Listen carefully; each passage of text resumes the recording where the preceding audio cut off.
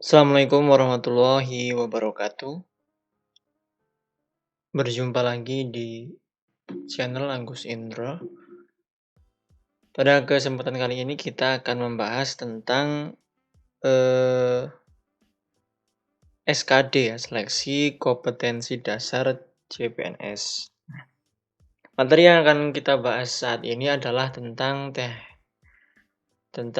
tes wawasan kebangsaan atau TWK. Nah, TWK ini penting karena perolehan nilainya itu cukup banyak ya. Kalau kita tidak tahu ataupun tidak memiliki dasar yang baik, maka nilai yang akan kita dapatkan pun akan buruk.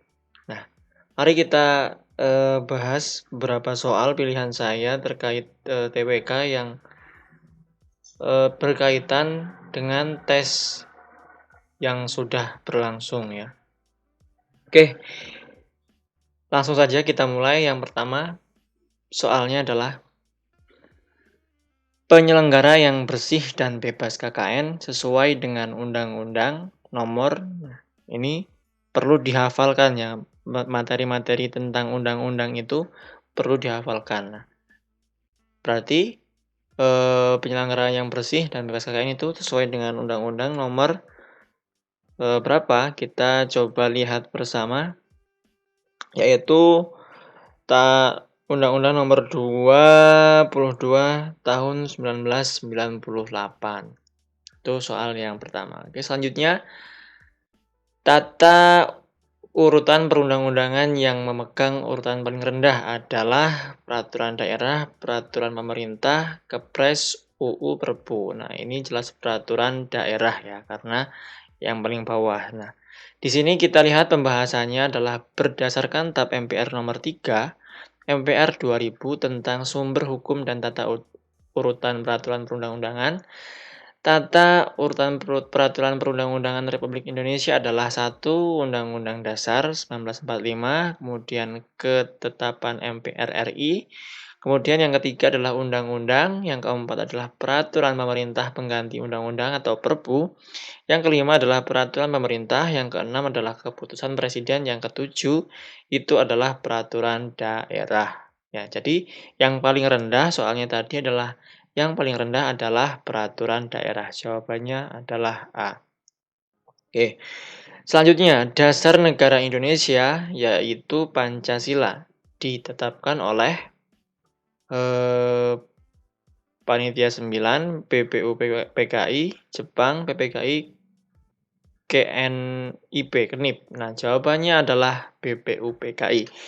Pembahasannya dalam sidangnya yang pertama pada tanggal 29 Mei sampai dengan tanggal 1 Juni 1945, BPU PKI membahas asas dan dasar negara Indonesia merdeka. Lahirlah Pancasila. Berarti lahir Pancasila itu pada tanggal 1 Juni 1945. Oke. Selanjutnya, otonomi daerah diatur dalam Undang-Undang UU Nomor 25 tahun 1992, 25 tahun 1999, 8 tahun 2001, 23 tahun 2004, dan 32 tahun 2004. Jawabannya adalah E, 32 tahun 2004. Nah, di mana Undang-Undang Nomor 25 tahun 1999 itu tentang perimbangan antara keuangan pusat dan daerah. Nah, ini bukan berarti otonomi daerah. Maka otonomi daerah adalah hak, wewenang, dan kewajiban daerah otonom untuk mengatur dan mengurus sendiri urusan pemerintah dan kepentingan masyarakat setempat sesuai dengan peraturan perundang-undangan dan diatur oleh UU Nomor 32 Tahun 2004. Jadi jawabannya adalah E. Selanjutnya, sebagaimana norma dasar, Pancasila mengandung makna bahwa nilainya bersifat dasar, yang ini berarti harus normatif ya. Jadi Pancasila merupakan seperangkat norma atau kaidah yang membimbing dan menjadi kriteria pencapaian tujuan bangsa Indonesia. Jadi harus normatif ya, atau norma. Soal selanjutnya, Perbuatan berikut yang mencerminkan pengalaman sila kedua Pancasila adalah A. Menciptakan senjata nuklir, B. Mengembangkan ilmu pengetahuan dan untuk kesejahteraan manusia, C. Melakukan perundingan dengan negara lain mengenai batas negara agar tidak terjadi konflik, D. Menjadi inisiator penggalangan dana sebagai modal usaha untuk tetangga yang kurang mampu, E. Ikut berpartisipasi dalam kegiatan gotong royong yang dilakukan di lingkungan RT. Sila kedua itu adalah kemanusiaan yang adil dan beradab. Jadi, jawabannya adalah kemanusiaan ya harusnya. Itu B. Mengembangkan ilmu pengetahuan untuk kesejahteraan manusia. Nah, sila pertama itu ketuhanan, sila kedua itu adalah kemanusiaan, hak asasi, kekeluargaan, bangsa-bangsa, pengembangan berbagai bidang seperti bidang ekonomi, kemanusiaan, iptek, dan kebudayaan untuk kesejahteraan manusia. Intinya untuk kesejahteraan manusia. Sila yang ketiga yaitu persatuan, nasionalisme, kedaulatan, NKRI, harga mati. Kemudian sila keempat adalah demokrasi, musyawarah kepemimpinan yang adil. Sila kelima adalah keadilan dalam bidang sosial, ekonomi, hukum, ekonomi, dan kebudayaan. Jadi jawabannya itu adalah yang B, atau sila kedua yang mengembangkan ilmu kepengetahuan untuk kesejahteraan manusia.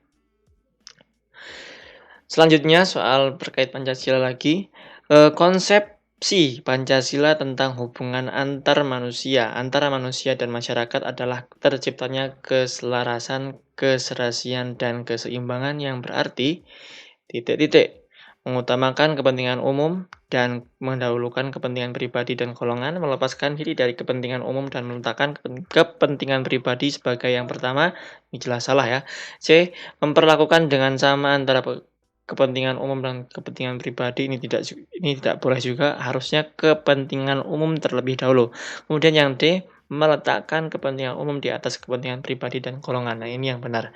E. Melepaskan kepentingan umum dan mengutamakan kepentingan pribadi dan golongan. Jelas jawabannya itu adalah D, cukup jelas sekali. Oke. Masyarakat Indonesia yang sejahtera lahir dan batin adalah masyarakat yang telah terpenuhi kebutuhan dasarnya, yaitu pakaian. Jadi ini kebutuhan primer ya, pakaian, kendaraan tidak, pakaian, rumah tinggal, dan makan.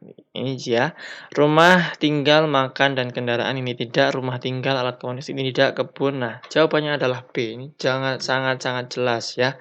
Jadi kebutuhan primer atau kebutuhan pokok itu adalah manusia, harus ada sandang atau pakaian, pangan, dan tempat tinggal, papan. Selanjutnya, mekanisme kepemimpinan nasional berlangsung secara periodik 5 tahun sekali.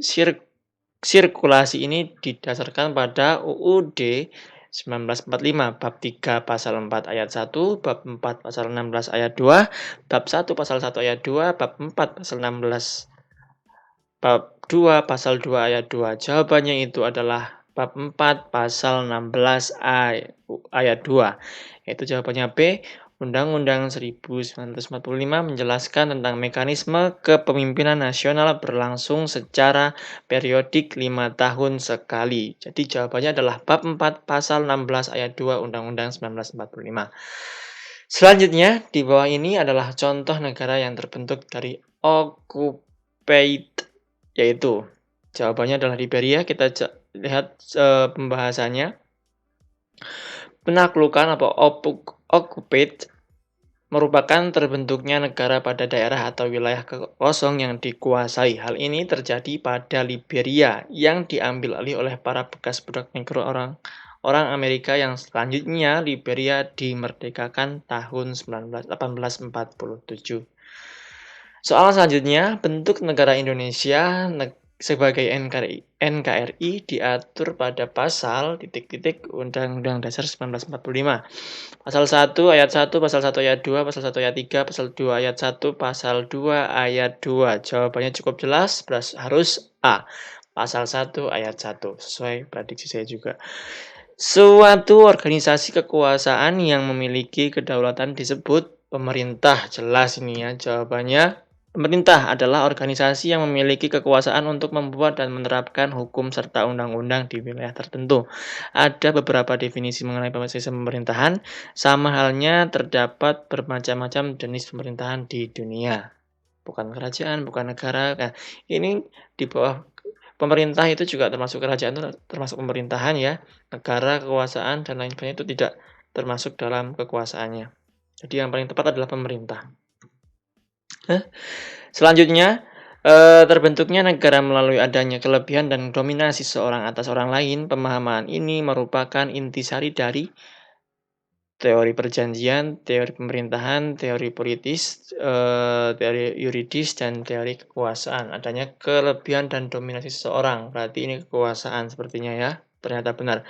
Teori kekuasaan yang bersifat fisik, yaitu orang kuatlah yang berkuasa, ajaran yang dianut oleh Machiavelli, yaitu teori kekuasaan. Selanjutnya, soal tentang negara merupakan organisasi kekuasaan yang terdiri dari bermacam-macam suku bangsa.